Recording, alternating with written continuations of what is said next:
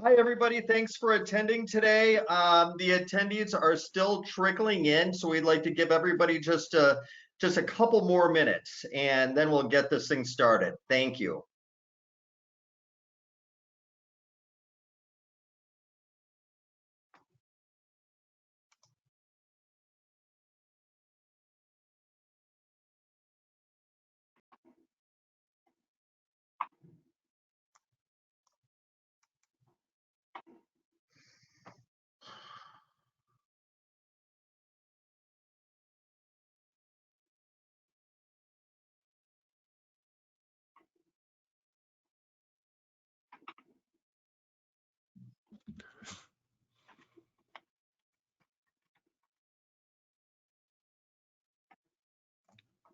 All right, well, it's go time. So hi, everybody. Again, I am John Seroka with Seroka Brand Development and the Mortgage Technology and Marketing Committee co-chair, and welcome to our webinar today that will help you determine if you are ready for the new era of digital lending. Before we start, I'd like to thank our MTAM committee sponsors at Insellerate. Are you looking to close more loans in 2021? Experience Insellerate's award-winning customer engagement platform featuring lead management, CRM, call routing, sales enablement, marketing automation, borrower engagement, and data intelligence through innovative use of multi-channel marketing, including text, social media, email, direct mail, phone, ringless voicemail, retargeting, and so much more. Insellerate, helping lenders close more loans through better borrower engagement. Schedule your personal demo today at www.insellerate.com, INSELLERATE.com. And now for our topic today, ladies and gentlemen, how the convergence of consumer direct and retail lending is ushering in a new era of digital lending. We will discuss the importance of borrower intelligence and retention as a new hybrid lending model emerges, the solutions to better engage with your customers, and how to create borrowers for life in today's digital lending environment.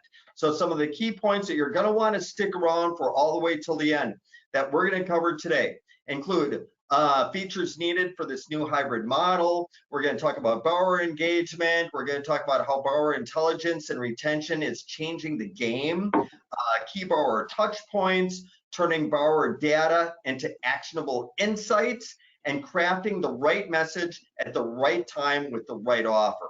So with us today, I am thrilled to present to you Josh Friend, CEO and founder of Insellerate, Mark Foley, marketing technologist at Homestead Funding. So as we go through this, please, everybody, submit your questions and I will direct them to the right individual as they come up, or you can wait until the end. We'll have a Q&A session at that time. So with that, over to you, Josh. John, hey, really appreciate it. Thank you for having me on. Thanks for the introduction. Really excited today to have Mark Foley on this call. And as you said, there's going to be some great information. We're going to get into kind of the meat of some best practices stuff towards the middle and end of this.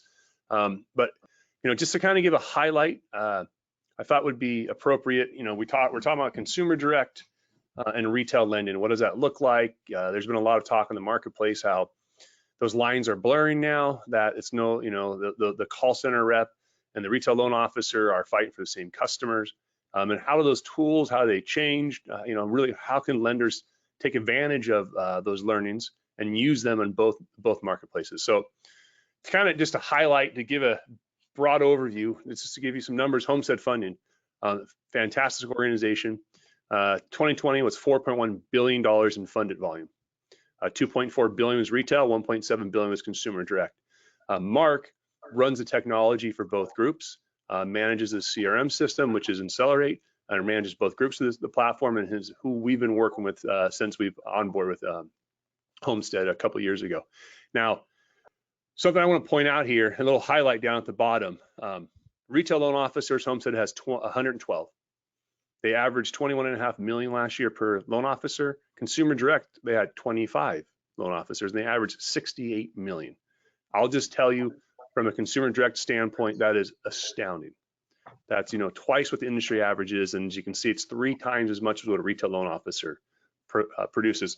So it gives you some insight to the value of using tools, what you can do to be really efficient, and why people want to move into this space, why there's so much demand to move in here. And, Mark's going to give us some great insight, him managing both systems for both, systems for both retail and consumer direct, training loan officers, doing product evaluation, marketing setup, and management is going to be, very helpful for us all to learn. And I'm really excited to have him here.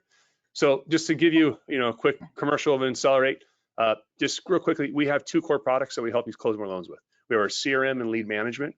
It's both desktop and mobile. We have our engagement platform, which is the automation of emails, text messages, social media posts, direct mail, phone calls, rings, voicemail. We also provide a rich content library for that as well. So, if you need to find out more about that, please reach out to one of our sales team members, and we'll be more than happy to talk to you about that. So let's just talk about, the big title here of consumer direct lending and retail lending. Why do we see these things coming together? First, go where the consumer is going. If you look at the stats, this year, purchase volume is supposed to be up, and it was up last year. Purchase volume is growing. Also, at the same time, consumers are going online more and more than ever before. I mean, it almost sounds old, or, we're repeating ourselves as we talk about COVID and the impact of COVID, because, it's like a drum being beat over again. But the truth is, it really is an impact. Like, there is a major impact. We have people not working in offices. We have people at home still. We have kids still not in school. And we're really doing a whole entire virtual process now. People are buying homes. My brother-in-law is a real estate agent here in Newport Beach, and he sold the house for $25 million, and the customer never even came to the property. He walked through with a iPhone, a Facebook, or iPhone FaceTime, gave him a tour, and they offered $25 million and closed the deal in 2 days. So that's just kind of how people are, that's amazing to think. I can't imagine buying a house like that and not actually seeing it, but that's where the market's going. So go where the market's going. Purchase volume's going up, and more consumers are going online for that transaction, right? If you think you're a retail lender and you think that you have your customer and you own your customer, you're wrong. Because when they go online and look at a house for sale, they go to Zillow. What do they see on Zillow's website? Come get a mortgage from us. They go to Redfin, any one of those sites, there's going to be someone offering them a mortgage. And as time moves on and technology gets better, the ability to get that mortgage online, it's easier and easier and easier. So really, we need to be moving where the market's going. So how can we take some of the consumer direct tools, which is basically, the difference is consumer direct, the customer, you don't go find the customer as a one-on-one personal relationship. The lender markets to the customer, right? They may may do direct mail, may do TV, radio. You may buy leads from LendingTree or Bankrate or Zillow, and you acquire leads, right? So those tools and techniques really come around managing that customer, and you really have to manage the customer experience. I think consumer direct lending from a customer experience standpoint has had to spend more time differentiating itself than retail, because consumer direct lending doesn't have that personal relationship, so you have to build one. How has the industry really been doing in this era? Not very well. So Insellerate, we've had 3 separate studies, MBA studies, where we go out and we contact lenders online and see how they respond to us, how often they respond to us. What I can tell you, of over 3,000 inquiries, 58 in over 3 years, 58% of lenders haven't responded to an online inquiry, which is astounding. That over half the business out there, lenders, these are top lenders in America, don't even respond to an online inquiry, not even with an email or a phone call. Very few people text message, even though text message is such a highest form of communication, but people aren't text messaging. There's been some issues with compliance and being able to text message, but we can solve that for you. So these are things that people aren't doing very well. I can tell you from the customer experience, right before this call, we were talking to Dustin, and he said he was, he's had the experience of being in a refinance, and it's important to him as well when the lender calls him back. That's a big part of what drives him wanting to do repeat business, is how the lender communicates to the customer and how consistently they communicate to the customer.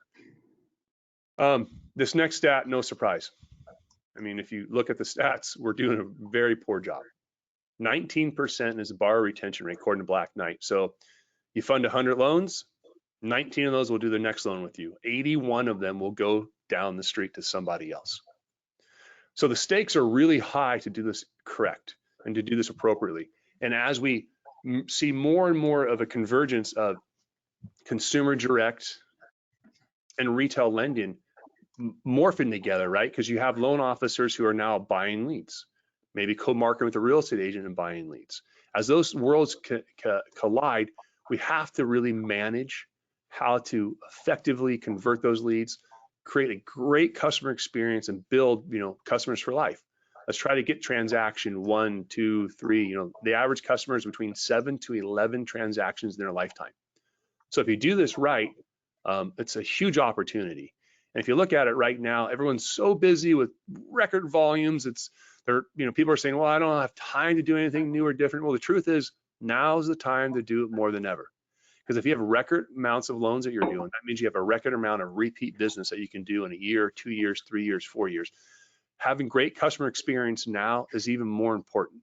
So you can retain those customers for the rest of their transactions as well. What are the kind of things we're going to go over here? What I can highlight is the 3 strategies for success, what I call the 3 C's: connection, consistency, and coordination. First is connection. Mark, we'll talk about this in a little bit about cadence and connection, how that all works, but just in brief, it's how are you talking to your customers? Are you communicating to them? How quickly are you responding to their online inquiry? How quickly are you returning a phone call? How can they connect with you? Can they text you? Right? Is there other means that they're able to connect with you in real time? Right? So you have to make sure you have connection, and you have to have that down. Consistency. You have to be consistent in your approach to marketing. Right? You want to bring out a consistent brand message. You want to build that brand familiarity. Then someone seeing your brand over and over again builds that, is why you get more repeat business. Right? Psychology studies show that, even how people look, if you show someone a picture of someone over and over again, as time goes on, people will say that person's more attractive just because they've seen that person more often. Things like that change. That's how our minds work. That's how psychology works. So lenders take advantage of that. Build familiarity with consistency. You have to be consistent, and you have to be consistent with something of value. You can't just send them, something random that says, how's your day going? We'd like to help you with a loan, whether it's a purchase or refinance. You have to be consistent in your message that you're helping them where they're at. Then coordination. I think this is one of the challenges we have in the mortgage industry is coordination of all this data. So you have to have all your data coordinated. So whether the customer calls you or texts you, you need to know that, and the system needs to be able to react according to that. But you have to have connection, consistency, and coordination are the 3 main areas that are going to help you develop a better practice when it comes around handling this more digital, virtual world of leads and online and offline leads. So diversify customer experience, step number 1, right, with your consistency and your connection. Use email, use text, use social media, use direct dial, call, use ring as voicemail. There's some other channels in here that we support as well. Direct mail. Use these different channels to connect and communicate with your borrower. I'm going to show you a stat in here in a few seconds, and Mark will go over it with you. That's going to highlight, if you do this correctly, why this is effective. So you want to alternate also between delivery messages. You don't want to email someone every single day, the same message. You want to email them. Then you want to text them with a follow-up text a day or 2 later. Then you want to push something in their social media feed, right? Facebook targeting, that again, reiterates what your original email is. And then the following week, when you send them another email, it's only the second email they've seen from you, but they've seen your name in other channels, and they start to respond more. They start to engage better, right? It keeps their brand top of mind. So Mark, this is the stat you sent over, and correct me if I'm wrong, month to date, you've sent out roughly 160,000 emails from the platform with a 98% delivery rate and a 78% open rate. Is that right? It was about 7 a.m. So we might have sent a few more by now, but those stats, those percentages have been fairly consistent over the last year with delivery rates and open rates.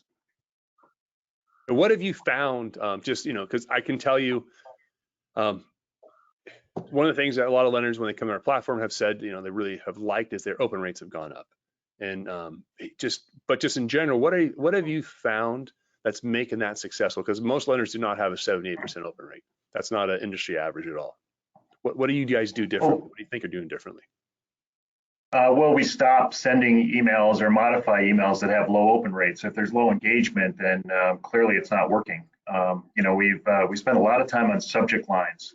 If the subject line is engaging and interesting, if it's what the consumer is looking for and asking for, then they'll take the next step and actually open the email. If the content of the email is actually interesting, and again, you hate to beat the same word over and over, but engaging, they'll take the next step and they'll click through and actually go to your landing page, maybe request information or hit reply and ask the loan originator for additional information.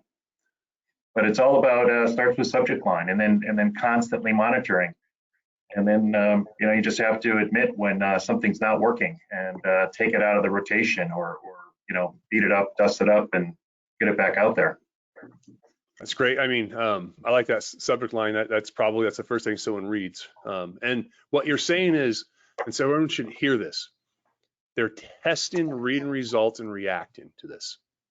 So why is consumer direct lending so hyper efficient? It's because you can test, you can read, you can react.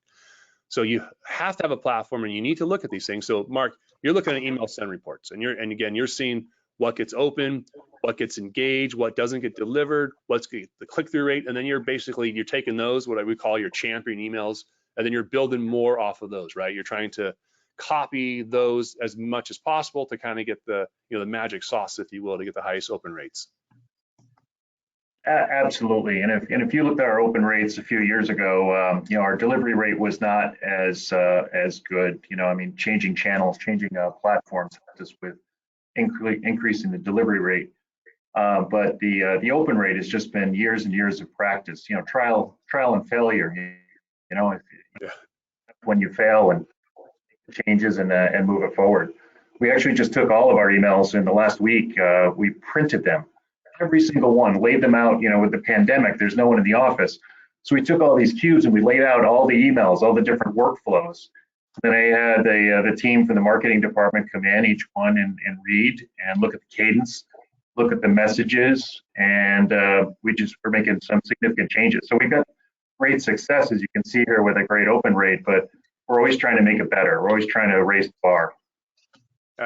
What you just said, I think, is great. I've said this in the past to people, is to whiteboard their customer experience, but if you have the space, print it out and lay it out on the table, because that is going to ultimately drive your open rates, your engagement rates, right? Seeing what the customer experience is. And then you just said it again, you're not done testing, right? This isn't like you just did this and then, in a year from now, you open the system back up and say, gee, how did we do? This is a constant, ongoing process. Different than retail. Retail, sometimes it's hard to see what's driving business because you have people out on the street and you're relying on their efforts to get them to bring in business.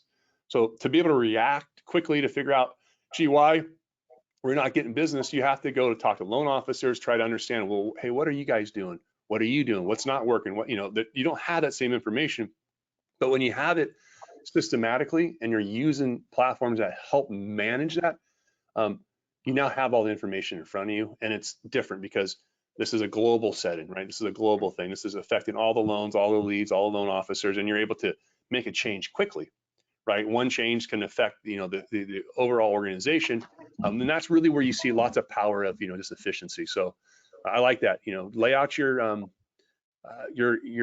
marketing communications strategy, print it out, look at it, review it. I think that's great to actually visually see what people get.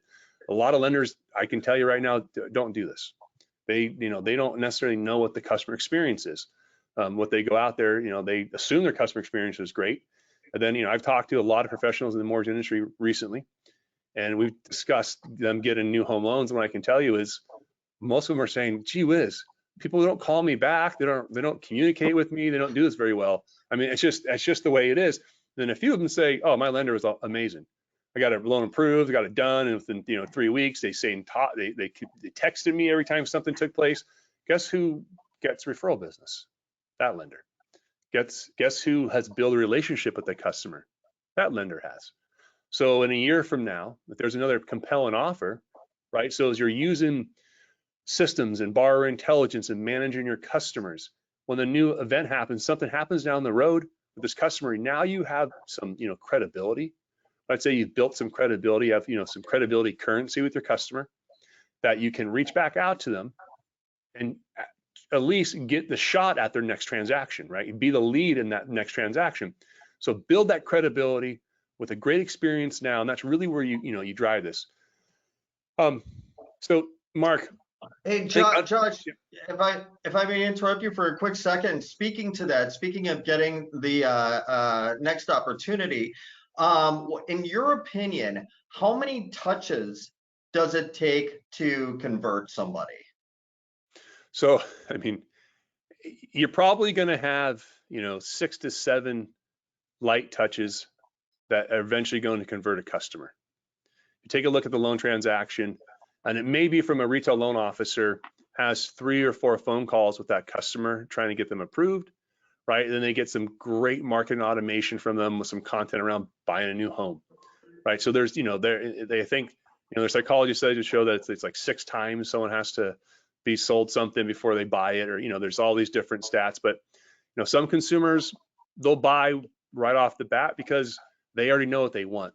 And they're, and those are the ones that have to have the best. If they know what they want, they expect the best service, right? It's like, I know what I want. This is what I want. I'm informed enough. Give me the best service. So, what we see is, 6 to 7 times is, your kind of touch points in order to get those leads to convert, the ones that convert the most. We actually did a study on contact management as far for phone calls, and we did a study. It showed that I think it was over 3,500 closed transactions. That on average, the average return rate of our lenders that send out disclosures to get disclosures back in was 39%. However, if a lender were to call that customer 3 times in the first 24 hours after disclosures were sent, that number went to 72%.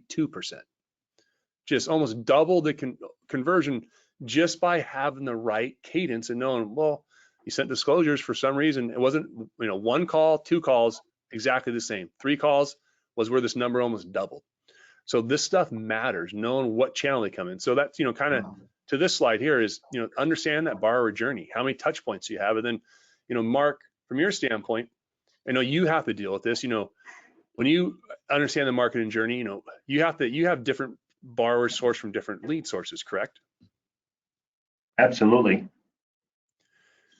And you guys have, you're buying leads, you are creating leads, driving people through your own websites, you're getting referrals in there, right? Referrals coming through the door. Now, let me ask you this question. I think I know the answer, but does everyone get the exact same email and the exact same campaign strategy that comes through the door? Oh, absolutely not. Absolutely not. It depends on what you're looking for. Are you a first-time home buyer? Are you looking for a second home? Is it an investment property? So absolutely, depending on what you are, what that data is from the lead source, will really determine what marketing campaign, what workflow we'll call it that we're going on.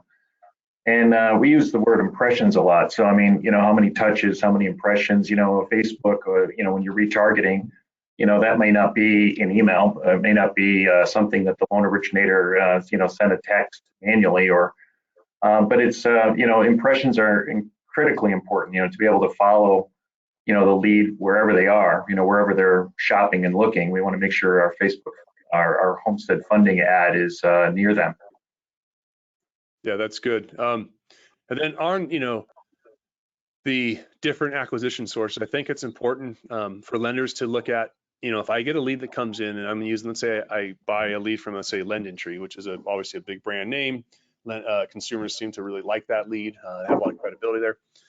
Why not have the communication that goes to the customer and remind them that I got your information on LendingTree, right? Let them know where it came from, so that way you build credibility. If someone refers you a customer and you talk to that customer, why not have that marketing campaign say, oh, gee, and by the way, your real estate agent, Mark Foley, had referred me to you.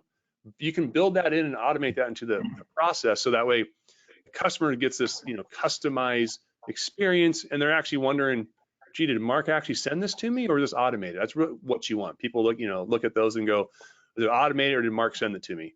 So varying what you send them, the strategy of what you send them, and also I'll give you a little tip here for everyone's listening, and this is just from studies that we've done.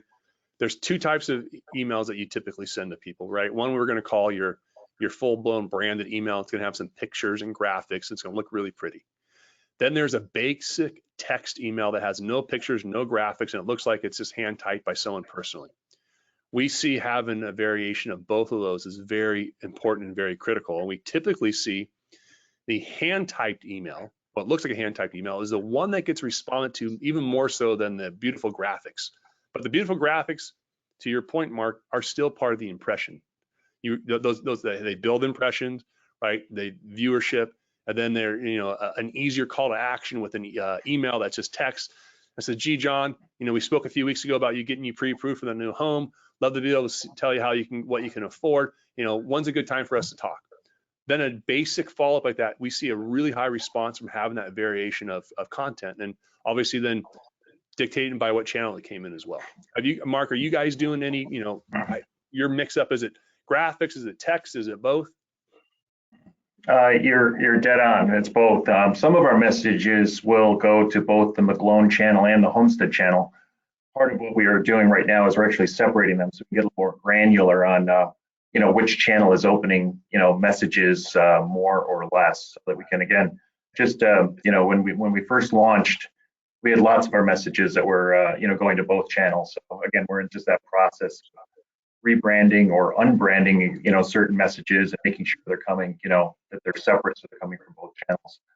And I'm glad you mentioned referrals. Repeat business and referrals is just enormous. In the past years, we used to send more holiday greetings, just soft touches. And what we found with those softer touches, initially when we launched, our open rates were terrific. But we slowly showed that our open rates were declining, and so were our opt-outs. So we really shifted strategies to make sure that we're providing something of value every time that we're sending a consumer an email or a text or whatever. We want to offer something of value. If there's no value to you in your email, you're likely going to go and hit the unsubscribe button, and then they're lost. Then you're never going to get them back. You're never going to get a referral from them. And back to that stat you had in the beginning, that number of people who don't come back on the second, third, fourth transaction. So if you're not offering something of value in your email, it's a waste of time. Yeah, no, that's good. That well, consumers. One other thing. Sorry for interrupting you here, Josh, but you mentioned mentioning the lead source that it's coming from. It can be a slippery slope too, because if you're doing any rate table advertising, it may be powered by one company we're actually acquiring the lead from, but the actual rate table was posted on something totally different. So, someone went to their online local newspaper, a national newspaper, to their mortgage rate chart. They think that they're on USA Today, not the actual lead vendor we bought the lead from. So sometimes you don't really know, exactly, where they click through to request information. So, you got to be careful there as far as how much you're going to say. Thank you for finding me on Zillow. Well, maybe it wasn't Zillow. It was a Zillow rate table that powered it, but it wasn't Zillow that they found you on. That's really, Mark. That's a really good point. And I think I have if you go to our website, we actually have a download where you can download a marketing best practices, and it goes through how to buy lead aggregation, how to buy direct mail. And one of the things we talk about in there is just that. If you are buying leads from a lead aggregator, someone who creates leads and sells them to you, you want to ask them, where are these things? How do you produce these? Are you doing SEO? Are you doing paid search? Are you doing email? Are you doing affiliated traffic? Are you an ad within, to your point, are you running a rate table ad in other news publications? Where do these leads come from? So that you can have the right message to it, but also qualify it correctly, right? So an affiliated lead, meaning a lead that comes from a non-branded website that someone clicks and says, gee, yeah, I'd like to talk to someone about a mortgage, very low return on investment. A lending tree lead, where someone goes in there and takes a complete application and pulls their credit and does the whole transaction, very high conversion, right? So you understand that lead source is really important. So ask those questions. So you're right. So you don't send out an email that doesn't make sense. You need to know where those lead sources are coming from. That's really important. It's also really important for you to be able to then track that and where those lead sources go. Mark, what I wanted to get into is I think one of the things that the challenge is, as we start moving into more of a digital world in the retail space, we haven't had a lot of digital technology in the retail space. So adoption is really key. I know you guys have been doing a great job of this and you work a lot around this. What do you see and how do you get adoption to work? Well, I really think that the key to adoption is value. When we're going to present a new feature to our team, first I need to understand it completely. I probably annoy your team a little bit because I want to know every single corner. I want to turn over everything, every single stone. I want to know it front to back because I've been put in too many situations where I get in front of my loan originator team and they ask me a question. I'm like, I don't know. So I mean, first you just need to totally understand what the feature is and every in and out, and then what value is that going to bring to the loan originator? Why do they want to use it? How is it going to save time, save mouse clicks? How is it going to improve their workflow? So that's I think the main key to adoption is value. The loan originator needs to embrace the value of why to use that feature. I think that's great. That is really impactful. You're right. Value, if it's just talk about oops, sorry for interrupting, but I did it again tonight. But the adoption, aspect isn't always just the whole system. Because if you just say, here's the whole system, the loan originator is overwhelmed. There's just too much going on. So we try to break it down into segments, smaller, bite-sized, understandable pieces. Each piece needs to have value. Then they have that aha moment where they see the whole picture. I think what you just said there, Mark, is really important. Is there's the term training. There's a couple types of training. There's organizational development and personal development in training. And organizational development is typically letting the organization know why this is important to you, right? So when you want to train someone how to get adoption, first it's why should I care? Is this just another piece of technology that I have to put some information in that you're going to manage me on and I don't really care about it, right? So I have to understand the value of the system, what it's going to do for me. Once I get to that organizational development, I understand what the value of the system is, then I can go to the personal development and figure out how can I use it, right? So I think that's a really good key differentiator. And we, a lot of our lenders ask us to do just that when they talk to loan officers. They say, listen, they've been using the system already. We know why we switched to Insellerate, but we need you to talk to them and give them the highlights so that they're excited about it, just like we're excited about it. Because if they're get excited about it, then you can get more adoption, and really it's value. So it's what are those pieces in this platform? What can bring a loan officer value?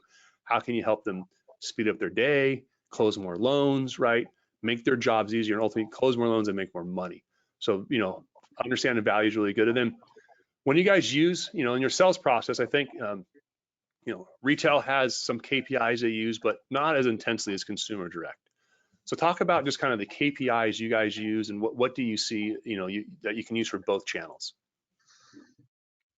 Well, I'd say number one in mortgage business is what's your daily locked volume? If you're not locking loans, you're not in business. So, if your marketing initiatives, if your efforts are working, you're locking loans every day. So, what does that lock volume look like? And specifically on the CD side, we keep a really close eye on the open lead queue. We call it Shark Tank. So if you're not staying up to, if you're not staying on your cadence of calls, the lead will automatically go into the Shark Tank. And when we see the Shark Tank, increase to a certain volume, we know that the loan originators have too many new leads. So we can temper our lead acquisition based on the leads that have not been managed properly. So that's been pretty huge. On the retail side, we're just it's really about realtors, builders, financial planners, prior clients. So we're constantly trying to add some value to our referral partners world so that we have have the constant flow of business coming in. The last KPI that I can think of, really, we already kind of beat this horse hard, is email delivery. If your engagement's not happening, if people are not responding, and again, text messages, we know who's engaging in text messages or not. That's we just have to make sure the engagement is high, and the best way to track that is through your email delivery and open rates. That's good. Yeah, I definitely see that. You know, again, email delivery rates are important. Locked volume is really important. And then, you know, one of the KPIs I'll just mention, I think that I know you guys manage as well, is you manage contact rates and application rates as well, right? And that's, you know, if you go into a lead source, what I tell you, the early indicators, so the sales gates are going to be, did they answer the phone? Contact rate.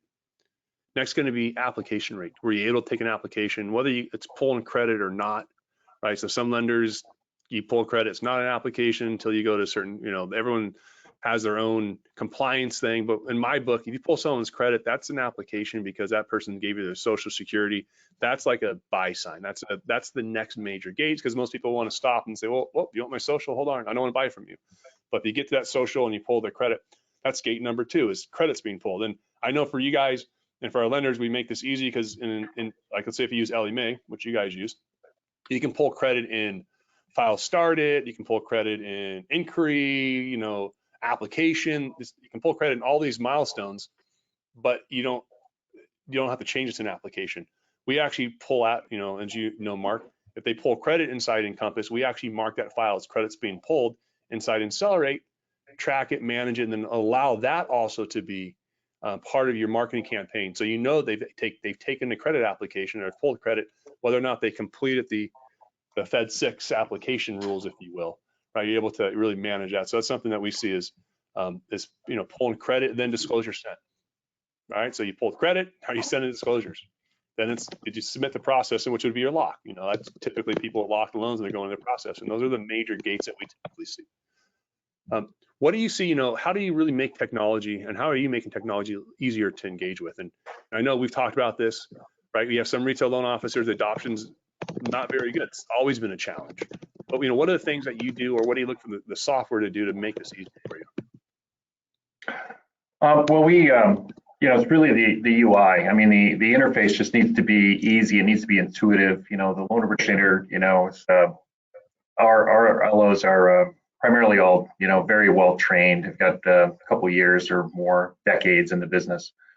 But it just needs to be intuitive, and the UI needs to be, you know, very, very easy to use.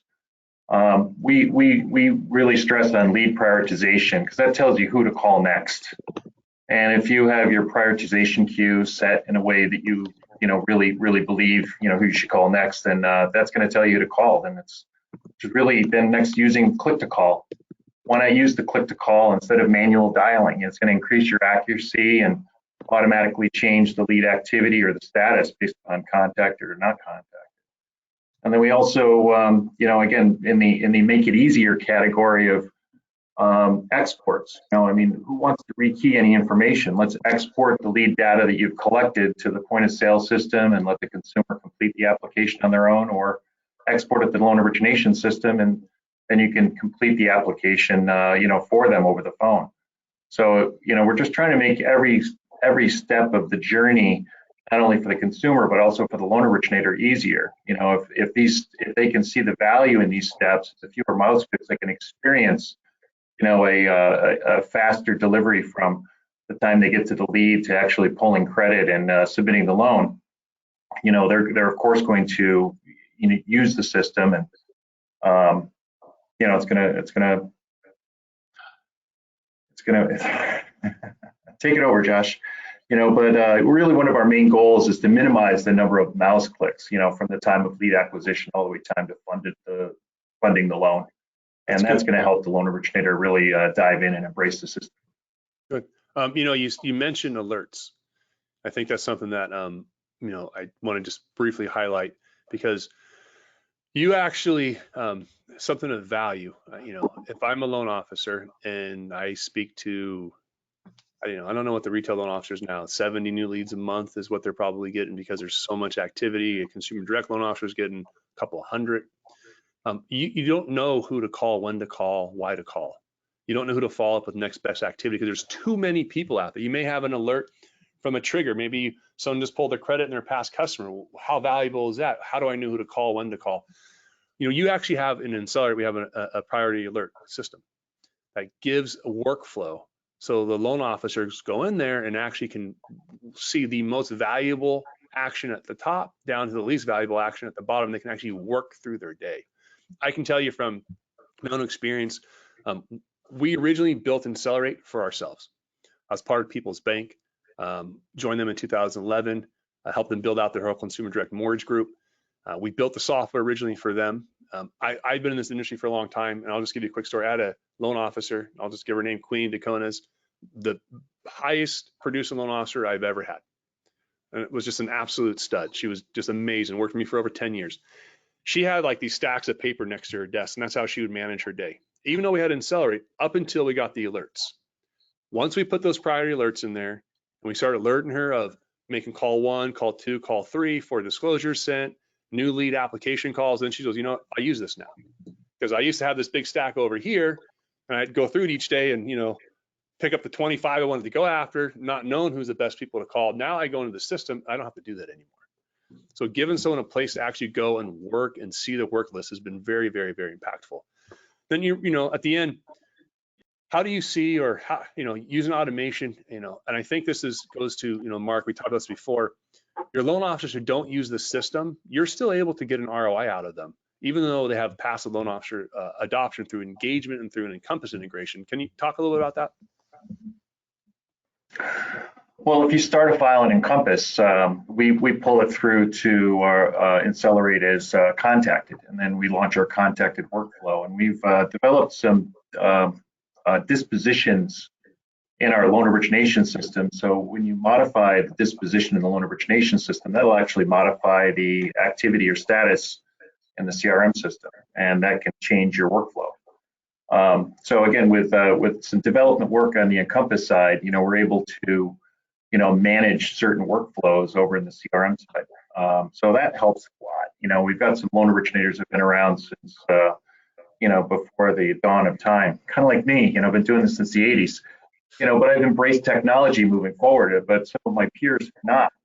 And you know, they're very good. They're you know, converting at a high rate. They're bringing in you know, huge volumes of business. Do you really want to change them? Do you really want to, you know, force them to, you know, use this automation workflow, or do you want to figure out a few ways that you can, you know, still have all those correct touch points, be able to modify the workflow based on actions within Encompass? So, you know, we're really kind of working on both sides of that CRM and LOS fence just to make sure that the right message is going at the right time. Because the worst thing in marketing automation is, you know, sending a contacted purchase call to action, you know, when the borrower, after they pulled credit, just doesn't qualify. You know, we need to make sure that we're always sending the right message at the right time. And it looks much worse as far as impressions. The negative impressions that you could create from sending the wrong message at the wrong time is just, you know, that's impactful in a bad way.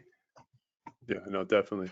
I think what you just said about the loan officer adoption, if the system's built right, it's built to work around your loan officers, and we use as much automation as possible. So rely as little on the human being as possible and let the system take over the rest of it. So whether they even ever log into the system, your loan officers are still benefiting from the marketing automation, the CRM that's running its process and keeping customers in front of your loan officer. So I think that's really important. What I'm going to do now is stop, John, and see if we have some questions, and then we can finish with those. Sure, absolutely. You know what? This was really a lot of really great information, Josh and Mark. And being that we work with a lot of lenders, and to reinforce what you were saying, Josh, you really need that consistency to be successful. We've heard the same things from lenders that we work with when we develop cadences for them and sequences for them, that they really need to have a minimum number of, you know, 7 touches. And you need to have a variety of different formats and channels, and also that mix of text and HTML emails is really key as well. But anyway, one of the questions I had here was, what exactly is a cadence for message deployment? Can you talk a little bit about that? Yeah, I mean, so the cadence really for message deployment is, you know, it depends if it's a internet lead, it's a new lead from a referral, but typically if it's, let's say it's an online inquiry, you're going to want to reach out to that person 2 to 3 times a day for the first 2 to 3 days until you get a hold of them. Once you get past calling someone about 6 times, your likelihood to get a hold of them goes down drastically. After about 4 times, it goes down, but there's still value in there. So 2 to 3 times a day for the first 2 to 3 days. You know, we have lenders that will call twice the first day, twice the second day, twice the third day. We have some lenders who call 3 times a day for 5 days straight. I think that's, you know, is a little bit overboard. It's hard to make that many phone calls to the customer, but 2 to 3 calls a day for 2 to 3 days when you get the initial lead, and then a follow-up. If you haven't spoken to them, they haven't gotten a hold of them, like a 10-day follow-up call to them, it winds up becoming very impactful. We find that what happens is someone goes online, they ask for a mortgage, and you know, all of a sudden you get, you know, phone call after phone call after phone call on your phone. I do this every once in a while to shop our lenders. I'll go online and I just, you know, my phone blows up. A day and a half, my phone just rings like crazy. And I'm like, I don't, you know, no one wants to talk to them. Then, you know, a week, 2 goes by. Guess what? Other people have stopped calling. All of a sudden you make the phone call. Now that customer is back in the mindset of buying, because now it's not a distraction. Now it's not annoying. Now it's, you know, what they wanted to do, you know, originally. Okay. All right, great. Another question I came across is how do you manage online leads and how do you ensure that your LOs are contacting these leads? Great one. Mark, you know, why don't you talk about what you guys do at McGlone Group and how you guys do your online, you know, leads and how you manage the calls? Well, we're you know, again, blessed with some very seasoned professionals. So there's not a lot of hand holding. You know, they understand, they've been in the trenches long enough that they understand that if they don't make that first phone call quickly, the odds of reaching that lead, you know, declines dramatically. So in the cadence world, you know, we call immediately, then we'll call in 30 minutes, we'll call again tomorrow. And around those calls, we're going to, you know, have our touch points for email or text message. And then we're running reports. You know, the manager is going to look at the reports and just have a conversation with the loan originators as to what, why are they not on schedule for making sure that they're, you know, making the calls at the right time. So we found, you know, really through Josh's help and other you know, others in the industry, we've certainly learned that, you know, you need to be on point with the time that you call, you know. And then let me ask you this, so Mark, in that call, what you just mentioned, and you mentioned earlier, which is, so to further that, one, you guys have call automation. So you guys have click the call, right? So the platform, the technology you use, that's one way to ensure a call gets made is actually to have click the call so you can track if it got made. You also can have first call automation. When a lead comes into the system, it can route that lead to the appropriate loan officers, make everyone's phone ring. The first person who picks up that phone is now talking to the customer, and it's outbound dialing the customer. That's ensuring your calls are being made, right? And then you mentioned earlier, which was the Shark Tank, open leads.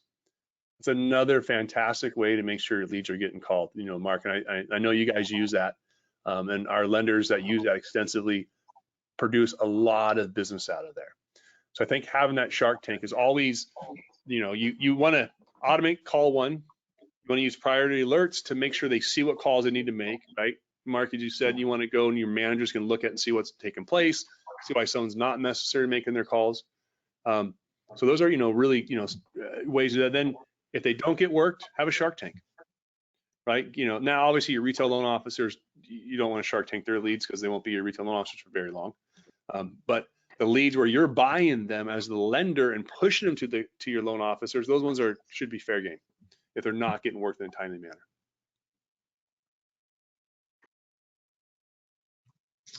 All right, let's see here. Another question that came in, how do you manage text messaging compliantly and without the LO using their personal cell phone number?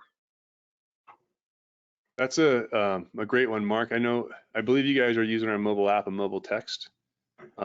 We are, and really for the online leads, you know, the online leads are providing permission, you know, for a text, and we stay compliant, you know, through making sure that those are the only leads that we have without requiring any permission. So, you know, you need consent to send someone text, you know. So if I'm you know, if John, you reached out to me and you know, asked for mortgage loan information, you know, verbally, I'm going to ask for consent. Does that hold up in court? Maybe, maybe not.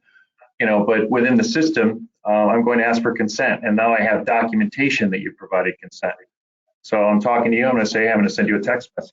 Is that okay? Sure. Okay. Well, first thing you have to do is consent. You have to say yes. And of course, you need to also, I need to provide you the instructions of how to opt out, how to stop. Just reply stop to anyone want a text message, and voila, you're out of all text messages in the future. So it's really not that hard. By allowing the loan originator to text on their personal cell phone, we do. But I think it's much more efficient to have the entire conversation attached to the lead history.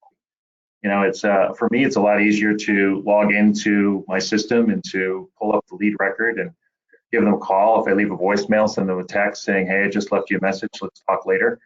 It's just easier. Then I can see, without reaching for my cell phone and trying to find that thread of a message.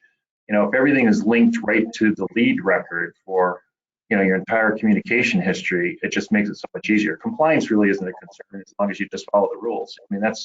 And the rules are pretty simple. They're pretty easy and straightforward. I think something you said there, you said two things. One, I'm just going to say this because I know that we have lenders that we talk to that struggle with the first part. You have to be able to have a system that's flexible enough to understand what lead source it came from to see whether or not you need consent, right? So with you guys, our platform, you can choose a lead campaign if it has already had consent. For example, you guys buy leads from, let's say, Bankrate. Bankrate has an opt-in text box that says, yes, you can consent. You don't need to ask that person a second time for consent. They've already said, yes, text me.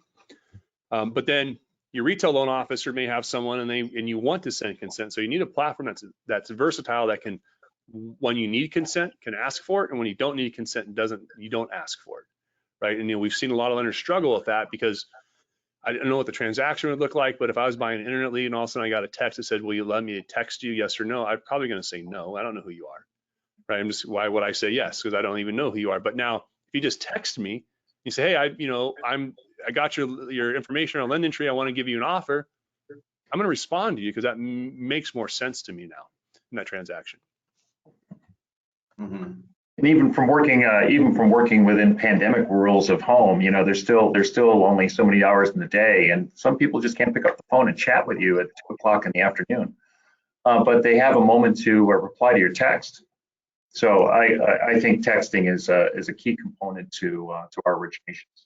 Yeah. Also, mobilely, that's the other side of it, right? So we have lenders who struggle, have systems that if the consumer responds to their text message, there's no mobile application. Just imagine that from a customer experience standpoint. Hey, John, yeah, I want to buy that house. I'm about to make an offer. Can I afford $700,000?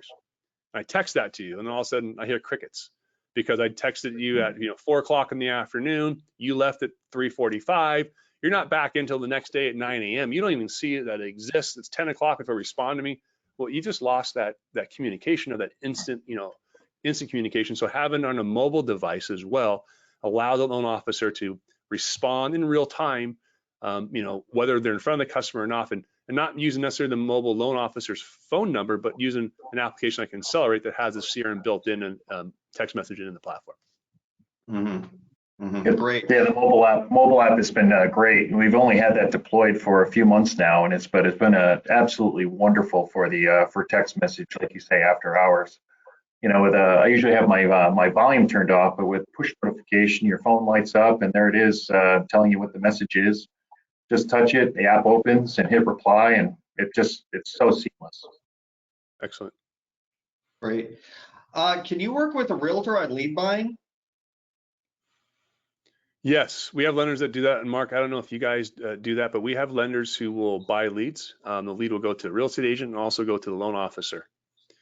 And then as they work that lead together in tandem, that becomes very effective. We have seen this consumer direct retail hybrid where that drives a referral business as well. So if you're buying leads as a lender, a loan officer, you may be calling your referral partner, hey, I have a new buyer for you. Talk about changing the dynamic of that relationship. You deliver a buyer to them, they're going to love you. Right. So we see that being very effectively. And Mark, I'm not sure if you guys are doing any of that right now or not. Well, in acquisition or sharing of anything of value, you always have to be careful. You talk about compliance, John. There's an area you got to be very careful if you're doing any joint advertising with your realtor partner. Just make sure you don't spend 100% of the dollars. You just want to make sure you document properly who's spending what and what are you doing. So I mean that can be a slippery slope too. More scary than texting. But we really don't really do a lot of acquisition of leads that we're co-marketing with realtors. Co-marketing is a product that Zillow offers. We have a few loan originators who dabbled in that world. Some successfully, some not. But it's difficult, I think, for the retail loan originator to really put that consumer direct hat on, because someone who is asking for information online is really, I mean, the consumer direct loan originator is just wired differently.